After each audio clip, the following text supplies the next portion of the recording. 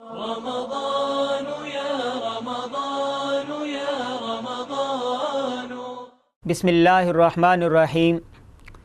ایک حدیث شریف کا مفہوم ہے کہ اللہ تبارک و تعالی فرشتوں سے پوچھتے ہیں، اے فرشتوں، تم بتاؤ کہ اس مزدور کو جو اپنی مزدوری صحیح طریقے سے پوری کر چکا ہو کیا انعام دیا جائے، کیا حق ہے اس کا؟ تو فرشتے کہتے ہیں، یا باری تعالیٰ، انصاف کا تقاضا تو یہی ہے کہ ان کو پوری مزدوری دے دی جائے۔ تو اللہ تبارک و تعالیٰ فرشتوں کو گواہ بنا کر کہتے ہیں، اے فرشتوں، تم سارے گواہ رہنا، میرے بندوں نے رمضان کے پورے روزے رکھے، رمضان المبارک کے تقاضے کو پورا کیا، اپنی نیندوں کو قربان کیا، پورا دن بھوک پیاس سے رہے، صرف میری وجہ سے، میرے حکم کو ماننے کے لیے۔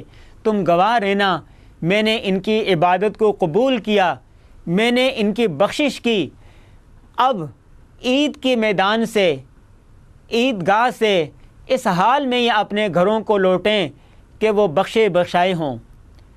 دوستو، یہ عید کا دن ہے، عید کے مبارک ایام ہیں، سب خوشی میں ہیں۔ ایک مرتبہ 2 سال پہلے کی بات ہے، میں نے سوچا کہ یہ عید تھرپارکر میں منانی چاہیے۔ ان دنوں تھرپارکر میں قحط آیا ہوا تھا، تو میں عید منانے کے لیے عید سے ایک دن پہلے تھرپارکر آ گیا۔ تھرپارکر کے مختلف علاقوں میں گھومتے رہے۔ چھاچروں کا ایک علاقہ تھا، گاؤں تھا، اس گاؤں میں ہم چلے گئے۔ تو مختلف جھونپڑیوں میں گھومتے گھومتے ایک جھونپڑی پر گئے، تو انعام نامی ایک آدمی تھا۔ انعام کے 3 بیٹے تھے، 2 بیٹیاں تھیں، ایک گھر والی تھی اور ایک والدہ تھی۔ تو جھونپڑی کا عجیب منظر تھا، ایک کل جھونپڑی تھی، اس کے اندر یہ سب رہتے تھے۔ جب وہ جھونپڑی کے اندر ہم نے جا کے دیکھا، ان کے بچوں سے ملے کہ عید کے دن بھی ان بچوں کے جسم پر وہی پھٹے پرانے کپڑے تھے، 2 بچوں کے پاؤں میں جوتی نہیں تھی۔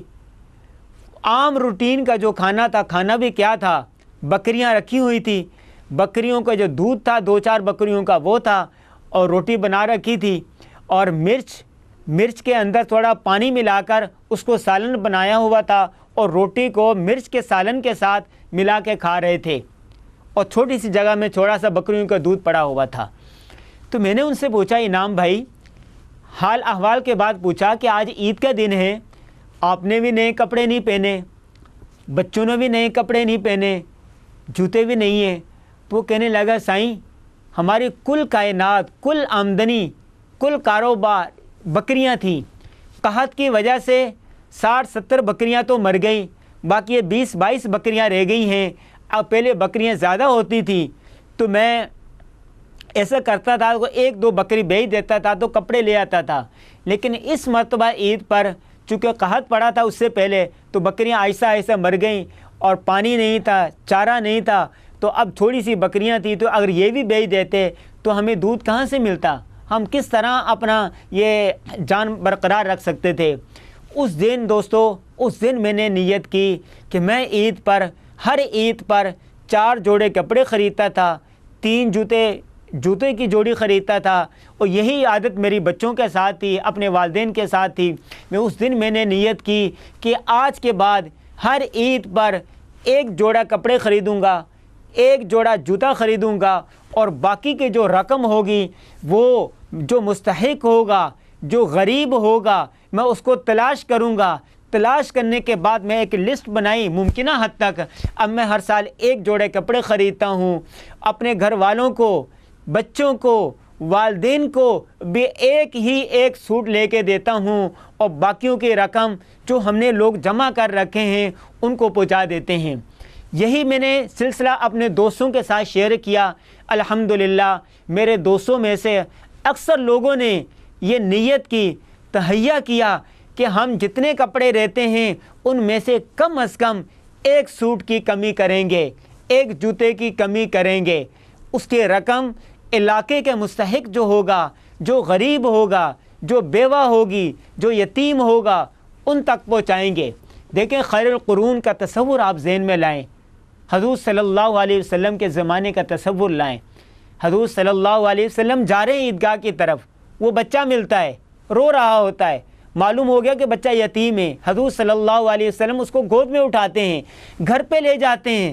حضرت عائشہ رضی اللہ تعالیٰ عنہ سے کہتے ہیں کہ ان کو نہلاؤ، کپڑے پہناؤ۔ وہ بچہ تیار ہو جاتا ہے، حضور صلی اللہ علیہ وسلم اپنے ساتھ اس کو عیدگاہ کی طرف لے جاتے ہیں۔ وہ بچہ مسکراتا ہے، خوش ہوتا ہے، چہرے پر خوشی دیکھ کر حضور صلی اللہ علیہ وسلم بھی مسکرا اٹھتے ہیں۔ تو میرے بھائیوں، عید کے مبارک دن ہم سب کو چاہیے کہ اپنے محلے کے، اپنے علاقے کے، اپنے شہر کے، اپنے ملک کے، اپنے کلمہ گو بھائی کے گھر کی فکر کریں۔ یہ مال اللہ نے دیا ہے، اللہ کے دیے ہوئے میں سے تھوڑا سا کیا ہم غریبوں کو نہیں دے سکتے؟ اگر تم 4 سوٹ لے رہے ہو تو 1 سوٹ کی کمی نہیں کر سکتے؟ یقیناً کرنی چاہیے۔ اگر دیکھیں ہم یہ سارے جو کپڑے پہنتے ہیں، جوتے پہنتے ہیں، خوشبوئیں لگاتے ہیں، مختلف قسم کے ڈشیں بناتے ہیں، اس کا مطلب کیا ہوتا ہے؟ تاکہ ہمیں خوشی حاصل ہو۔ لیکن آپ یقین کریں، واللہ میں کہہ رہا ہوں، آپ کو غریب کے چہرے پر مسکراہٹ لا کر، کسی بیوہ کی دعا لے کر جو آپ کو خوشی ملے گی، جو آپ کو راحت ملے گی، وہ ان 6 جوڑوں سے نہیں ملے گی۔ آپ اس کا تجربہ کر کے دیکھیں۔ یہ عید ایثار ہے، اس کا پیغام یہی ہے کہ غریبوں کو بھی اپنی خوشیوں میں شامل کریں۔ اللہ تبارک و تعالی مجھے، آپ کو، ہم سب مسلمانوں کو، سب کو اس عید کا اصل پیغام سمجھنے کی توفیق عطا فرمائے۔ عید کی جو سچی خوشیاں ہیں وہ کیا ہے؟ وہ اندر سے انسان کا مطمئن ہونا ہے۔ وہ مطمئن ہونے کی توفیق عطا فرمائے۔ وآخر دعوانا ان الحمد للہ رب العالمین۔